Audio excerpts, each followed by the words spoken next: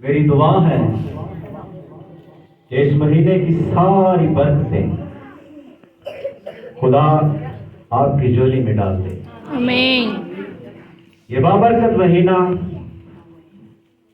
जो हम मसीहियों के लिए बड़ा बाइस से बरकत है, इस महीने की सारी खुशियां खुदा आपके हिस्से में करे। आमीन। सवाल है कि आप किसके पास आए हैं?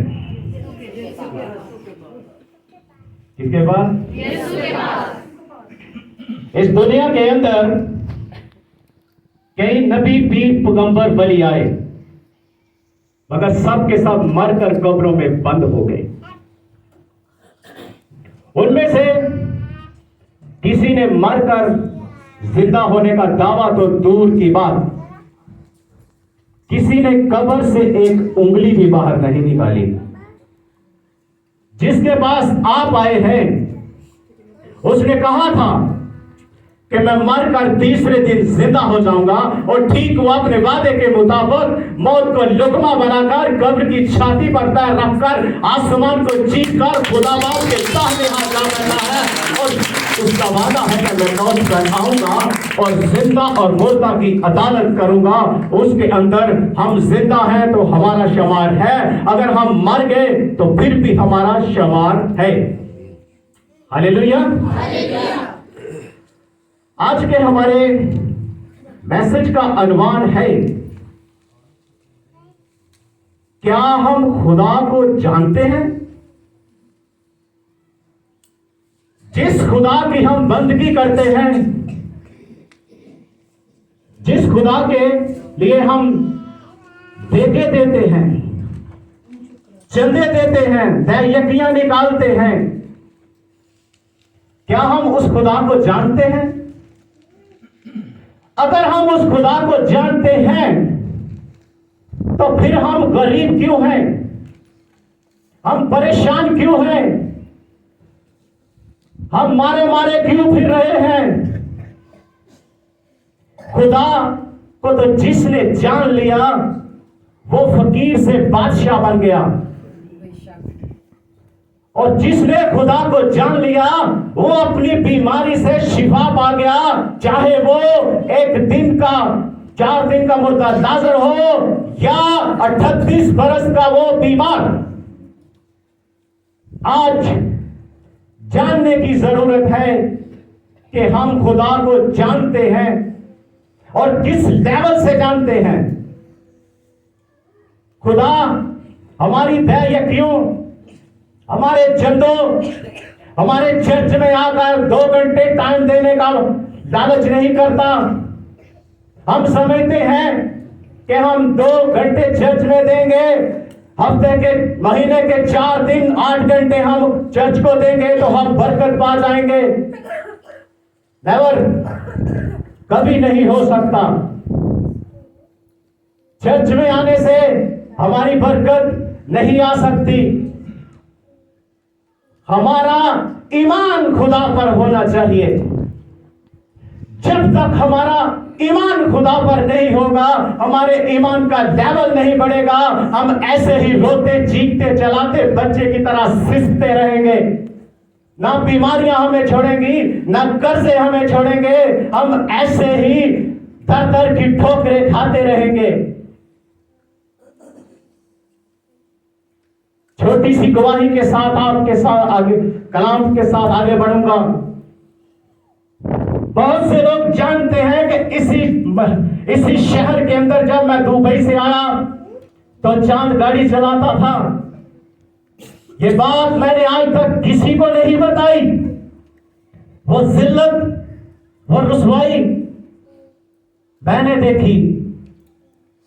मेरा ईमान था कि एक दिन वो जिंदा खुदा जिसने हाथ दिए हैं वो छूता है, जिसने कान दिए हैं वो सुनता है, जिसने जबान दी है वो बोलता है, बात करता है।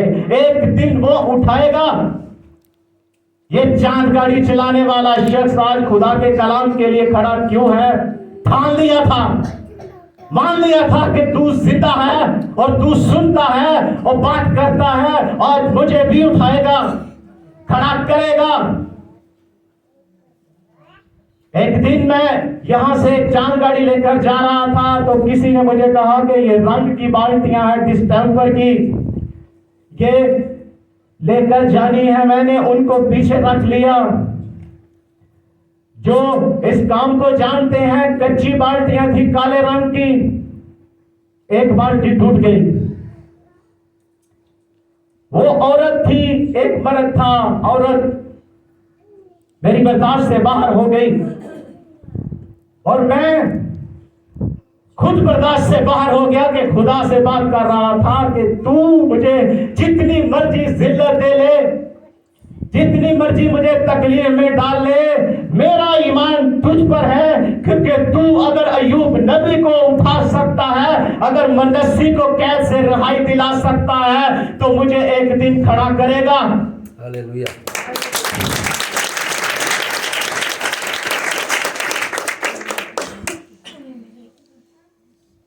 वो वक्त मेरे लिए इम्तिहान का वक्त था।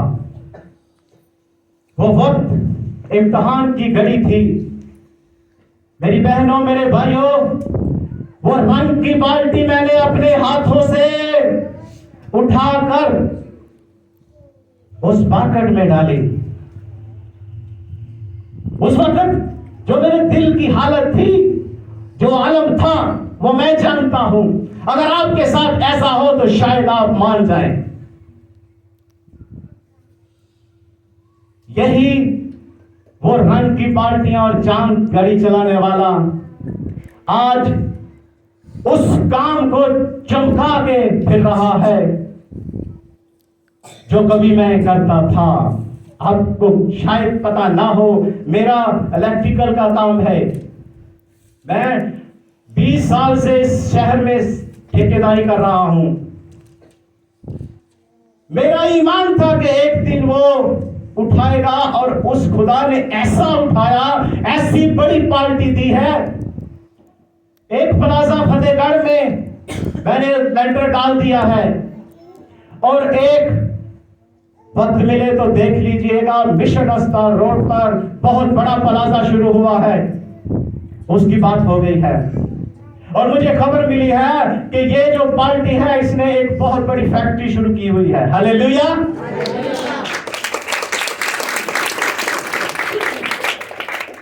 बात मान लेने से नहीं बढ़ेगी, बात ठान लेने से बनेगी। अगर आप यीशु के पास आते हैं तो फिर पूरे ईमान के साथ आए। उन फकीर फरीसियों की तरह यीशु को मत आजमाए। उन शरा के आलमों की तरह यीशु मसीह को मत आजमाए। वो तरह तरह के सवाल लेकर यीशु मसीह के पास आते थे।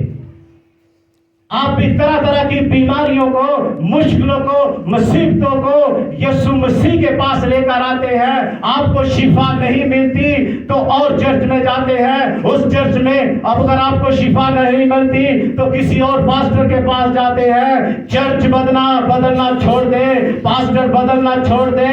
एक ही खुदा है, वो यीशु नासरी है। वो हर पादरी में के अंदर है और हर चर्च के अंदर है।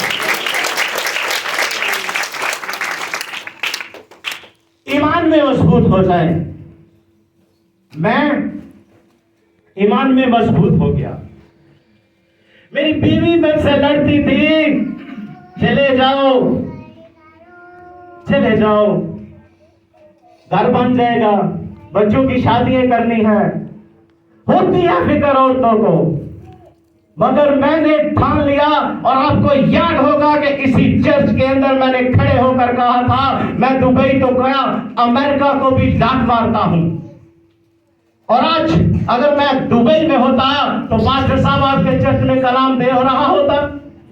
नो, नहीं। उस बरकत से यह बरकत बेहतर है कि मैं खुदा के कलाम के लिए खड़ा हूं, और मैं खुदा का शुक्र करता हूं कि दुबई यहां ही बन गई है। Hallelujah, hallelujah. पैदाइश शॉर्टकट में जाएंगे, घर में जाकर पढ़ लीजिएगा। पैदाइश 18 बाब 9 से 12 आयत।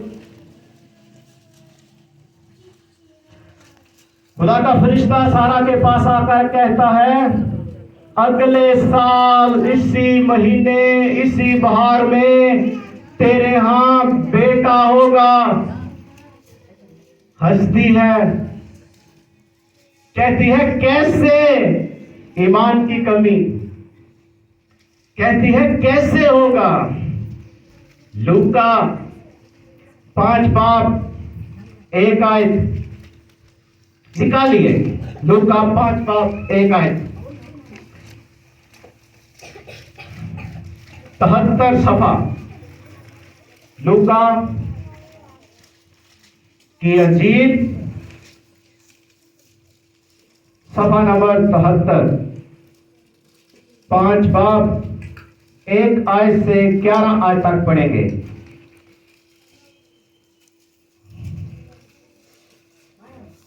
भाई सागर पर पढ़ने में रहनुमाई करें।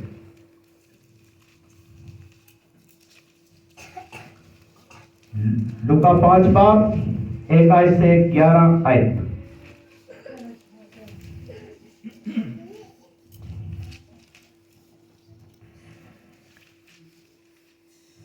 हालेलुया। जब भीड़ उस पर गिरी पड़ती थी और वह खुदा का कलाम सुनती थी और वो गन्नेसरत की झील के किनारे खड़ा था, तो ऐसा हुआ कि उसने झील के किनारे 2 कश्तियां लगी देखी, लेकिन मछली पकड़ने वाले उन पर से उतरकर जाल धो रहे थे।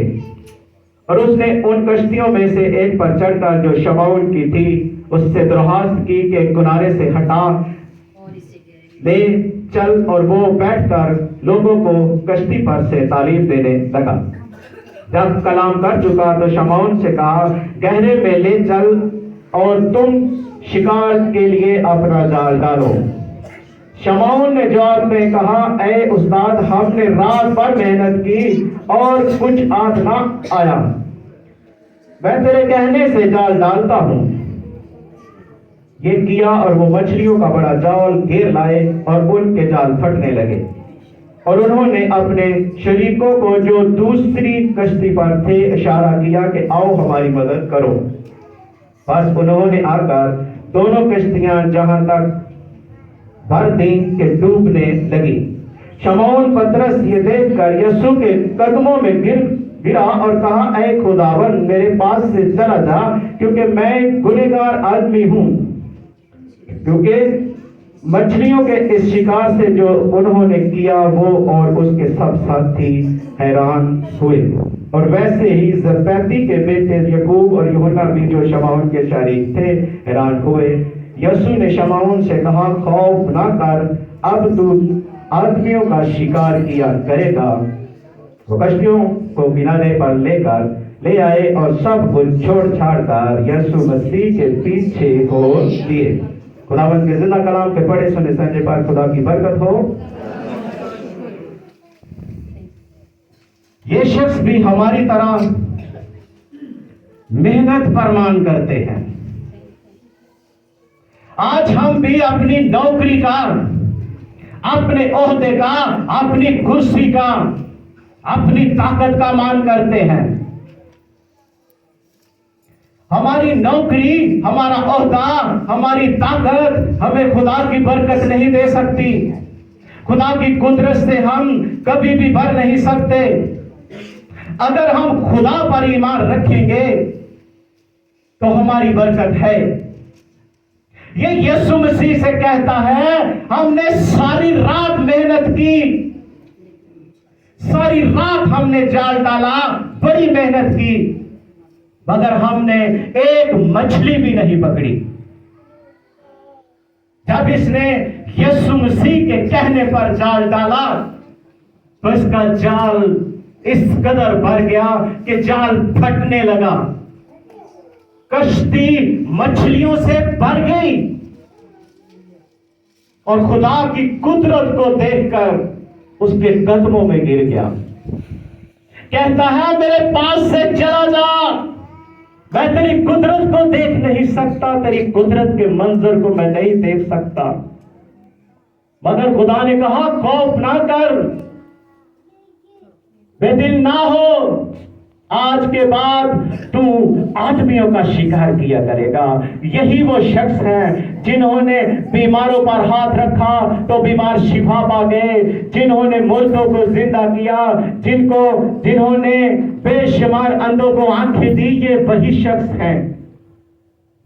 ये किसी मिनिस्ट्री को नहीं जानते, ये किसी चर्च को नहीं जानते, इन्होंने कोई डिग्रियां नहीं ली।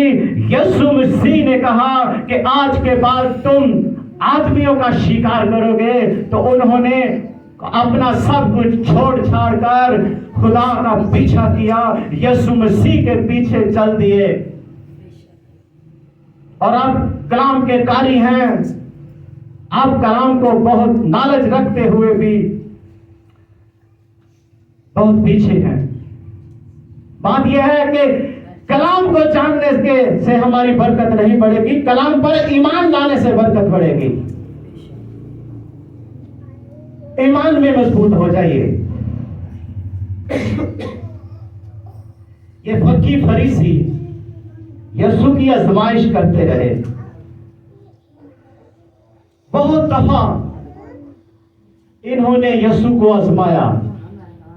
और आज छोटे से वाक्य से हम यीशु मसीह और फरीसियों के बारे में सीखेंगे। एक औरत जो ऐन वक्त गुनाह में पकड़ी गई, उसे यीशु मसीह के पास लेकर आए और लोगों के बीच में खड़े करके कहा कि मूसा की शरीयत के मुताबिक लिखा है कि ऐसी औरतों को पत्थर मार मार कर बाहर निकाल दिया जाए, उनकी ये सजा है।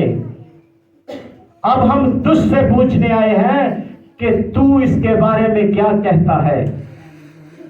यीशु झुककर जमीन पर कुछ लिखने लगे और सीधे होकर कहा, जिसने कभी गुनाह ना किया हो वो पहला पत्थर इस औरत को मारे। सब के सब भाग गए, ऐसे गायब हो गए जैसे गधे के सिर से सींग गायब होते हैं, सब भाग गए। लिखा है कि छोटों से लेकर बड़ों तक वहां से चले गए।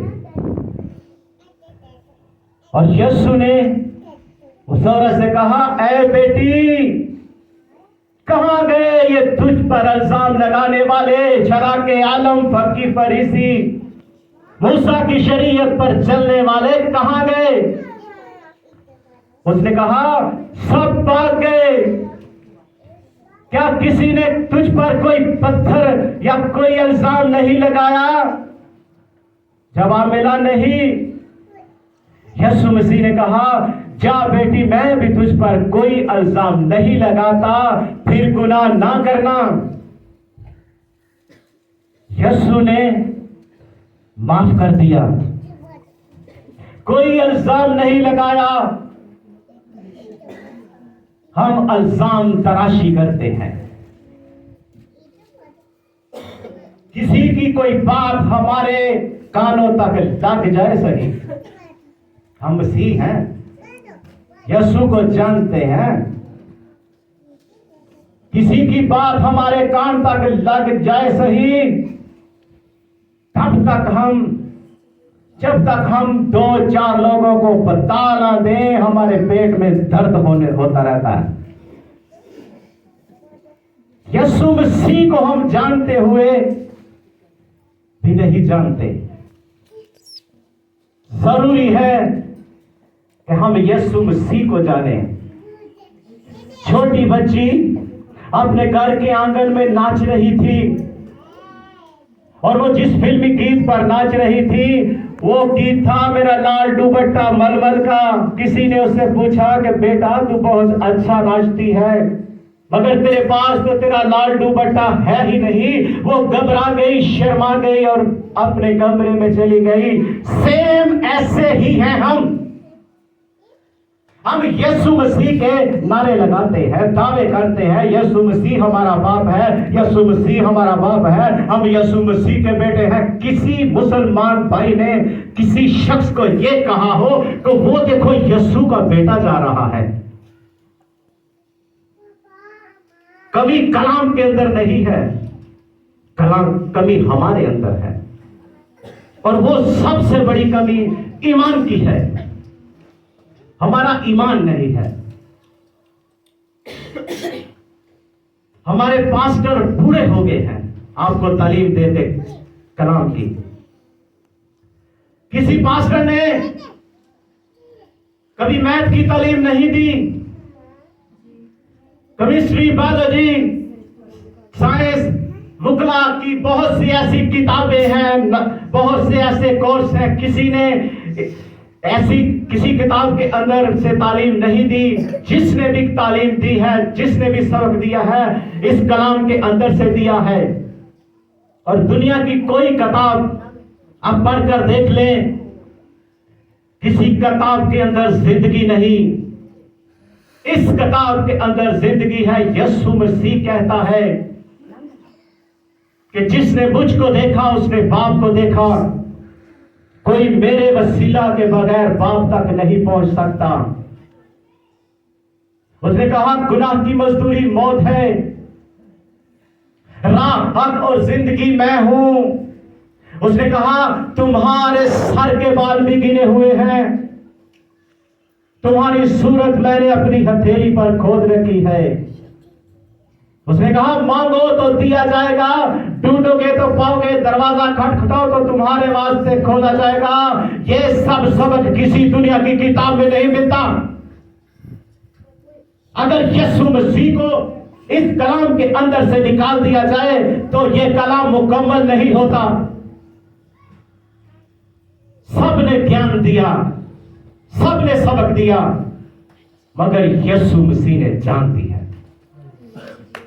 यीशु मसीह ने जान दी। जो कान जोड़ सकता है, जो मुर्दों को जिंदा कर सकता है, जो पानी पर चल सकता है,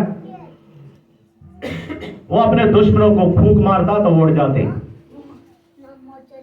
जो पहाड़ों को चीर सकता है, जो कहता है कि इस दरख्त दूध के दरख्त से कहो उखड़कर समंदर में जा गिर तो वो तुम्हारी सुनेगा, वो अपने दुश्मनों को माफ कर गया। उसने कहा ऐ बाप इन्हें माफ कर। मैं आपको यह बताना चाहता हूं कि आप मसीह हैं। अगर आप मसीह हैं तो यीशु मसीह को जान लीजिए। अगर आपने यीशु मसीह को ना जाना तो दौड़ने के लिए जमीन कम पड़ जाएगी और भागने के लिए कोई रास्ता नहीं मिलेगा। उठ गए तो बैठ नहीं पाओगे, अगर बैठ गए तो उठ नहीं पाओगे। थोड़ा थोड़ा कर मारेगा, हाथ पर बैठ कर खलक से जबान खींच लेगा। वो आग है, बच सकते हो तो बच जाओ। जिंदगी एक बार मिलती है और मौत बार बार अपने कामों से। बदी छोड़ दो, बदकारी छोड़ दो। हर बदकरदार गुनहगार शख्स ऐसे टांग दिया जाएगा जैसे सीख पे मुर्गा। यीशु मसीह को जान लीजिए। अपनी चालाकी होशियारी को छोड़ दीजिए, दिखलावा मत कीजिए। ये हमारे बुजुर्ग बूढ़े हो गए हैं, 30-35 साल से खुदा की खिदमत कर रहे हैं। इस चर्च में मेरी एक